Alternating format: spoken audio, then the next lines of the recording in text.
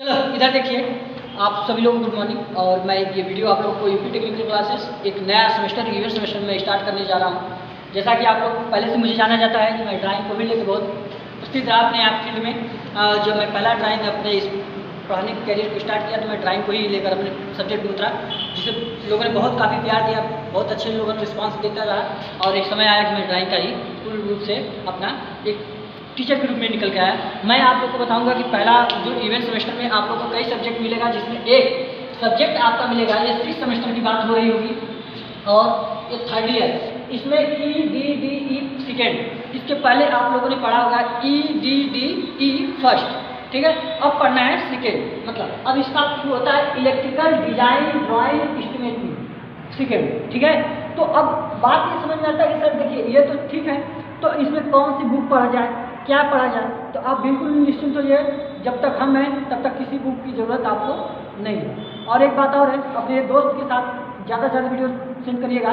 और इस बार हमने बनाया है कि सोचा है कि इस बार हम अपनी ऐसे डिज़ाइन करेंगे इसी यूट्यूब चैनल पे कि सभी लोगों को कंटेंट मिल पाए, ठीक है। हमारे पढ़ाने की स्टाइल भी यही है।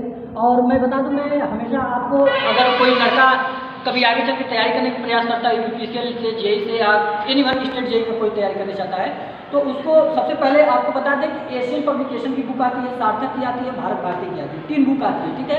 खैर मेरे पास तो तीनों बुक हैं, मैंने बहुत इसके पीछे भी काम किया, मेरा खुद का पर्सनल नोट्स है, मैं उसको आप PDF फॉर्म में कन्वर्ट कराने का प्रयास करूँगा, फिर उसके बाद आप लोग को दे दूँगा। तो बिल्कुल आप निश्चित रहिए। और मैं सबसे अच्छा मानता हूँ एशियन पब्लिकेशन, बाकी भी बुक है इंग्लिश में भी मेरे पास है, तो मैं देखता रहता हूँ। तो इस बुक और मेरे कहना है कि मैं जितना पढ़ा हूँ बस उतना पढ़िए, उससे आगे कहीं आपको आने वाला नहीं। मैं गारंटी देता हूँ 50 से 40 नंबर मेरे बच्चे सब ला कर दिखाए हैं इसी यूट्यूब पे चैनल पर मैं आपको कोचिंग दिया हूँ। और किसी भी प्रकार के आए और है कि आप यूपी टेक्निकल क्लासेस टेलीग्राम पर जाकर जुड़ जाइए, सारा नोट सारा MCQ सब कुछ करते हैं। मेरे पढ़ाने की स्टाइल यही होता है, मैं यही पढ़ाता हूँ कि मेरा एक रोड मैप तैयार करता है। रोड मैप मतलब कि जैसे हमको जाना है ज़िंदगी में, मतलब मंजिल तक जाना है, लास्ट चैप्टर हमारा पहुँचना है, और हमको यही नहीं पता कि हमको पहले से कहाँ जाना है, पहली सीढ़ी हमने कब कूदा, बताइए कोई दिक्कत नहीं। तो अब ये चीज़ होना चाहिए। तो पहला कंट्रोल सर्किट, जिसे CCC हमने नाम दिया CCC, तो CCC कंप्यूटर वाला CCC नहीं है, ठीक है। ये कंडक्टर कंट्रोल परिपथ, अब ये क्या चीज़ होता है इसके बारे में हम लोग डिटेल जानेंगे। अभी तो मैं चैप्टर वाइज इसको पहला चैप्टर हम लोग स्टार्ट करेंगे, जिसमें आपको स्विच के बारे में बताया जाएगा, जिसमें 3 फेज इंडक्शन मोटर के बारे में, जैसे कि आप लोगों ने पढ़ कर आया है, ठीक है। उसको 3 फेज इंडक्शन मोटर को उसमें star delta starter, DOL starter, auto transformer starter के बारे में देगा। उसमें फिर देगा कि आपको सीक्वेंसिंग में जैसे सप्लाई 2 जगह सप्लाई आ रही है तो उसको कन्वर्ट करने की मेथड के बारे में बताया, रिमोट मेथड से बताया जाएगा, स्विच के बारे में बताया जाएगा, फ्लोर स्विच के बारे में बताया जाएगा, कॉन्टैक्ट के बारे में बताया जाएगा। तो सब ये सब इंटरलॉकिंग कॉन्टैक्ट के बारे में बताएंगे। तो बिल्कुल बेनिश्चित होकर रहिए कि ये सब क्या है, तो हम पहली बार समझे, पहली बार में उदय सर हैं अभी आपके पास, बिल्कुल टेंशन मत लीजिएगा। हम इस तरह से इतना ईजी प्लेटफॉर्म में पढ़ा देंगे कि आपको लगेगा सर इतना आसान था, हम लोग इतना जान गए होते तो आज हम लोग सेकेंड ईयर में कहीं ना टॉपर भी रहे होते। तो ये सब बातें चीज़ होगी, ठीक है।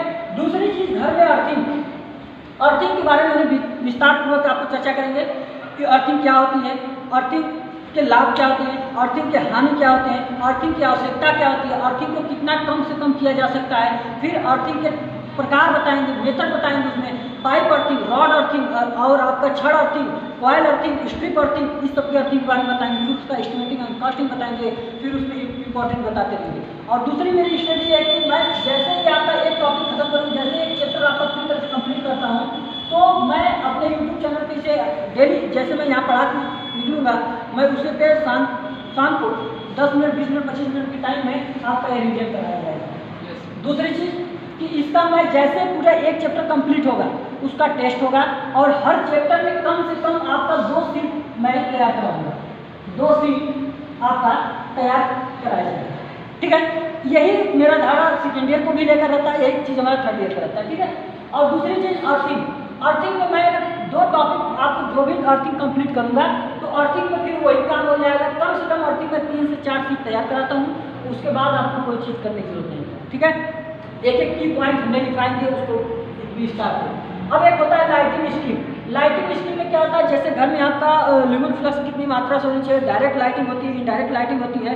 शादी विवाह में देखते हो कि एक नीचे से ऐसे लाइटिंग दी जाती है, एक ऊपर से लाइटिंग दी जाती है। उसके पीछे क्या कारण था कि जब लोग शादी विवाह में स्टेज पे जाते हैं दूल्हा दुल्हन के, तो उसको फोकस उसी देते हैं जिसके लोग नज़र से देखना पसंद करते हैं। नहीं तो क्या ज़रूरत थी हमारी इलेक्ट्रिकल का? सोचो कि हम लोग कितने महान थे कि हम लोग को पता था कि लोग दिखेंगे कब, जब तक हम करेंगे नहीं तब। अब मान लीजिए जयमाल पे गया, शादी में जयमाल कर रहा है, उसको पता नहीं चल रहा, तो लाइटिंग का क्या मतलब? पूछा तो जब उसको डायरेक्ट और इनडायरेक्ट लाइटिंग चाहिए तो कोई बात होती नहीं कि कोई घुमा कर देता उसको। तो यही चीज़ हम लोग उसमें पढ़ेंगे कि लाइटिंग डायरेक्ट क्या होती है, इनडायरेक्ट क्या होती है, सेमी डायरेक्ट और सेमी क्लोज डायरेक्ट में, ये सब तमाम प्रकार की लाइटिंग हम लोग वहाँ पे पढ़ेंगे। ठीक है, तो अब इसमें अब इस्टीमेटिंग और ये आपका इंटरनल वायरिंग, ये मोस्ट चैप्टर, मैं जिस चैप्टर पे आपको मार दूँ यह है, और एक अर्थिंग, ये सब तो फिलहाल आप लोग ऐसे क्वेश्चन रहेगा, ये तो मैं आप न पढ़ते तो अलग बात है कि मैं 10 मिनट बता दूँ पास हो जाओगे, लेकिन तो बात तो अलग है, लेकिन आपको सिखाने के लिए मैं आया हूँ। तो अभी सीखेंगे इंटरनल वायरिंग।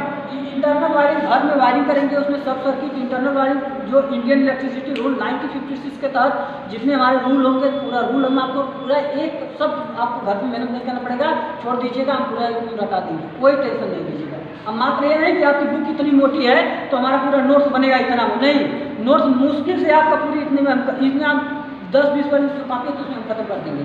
अब बिल्कुल बेनिश्चित रहेगा। फिर आपका आता है पावर वायरिंग।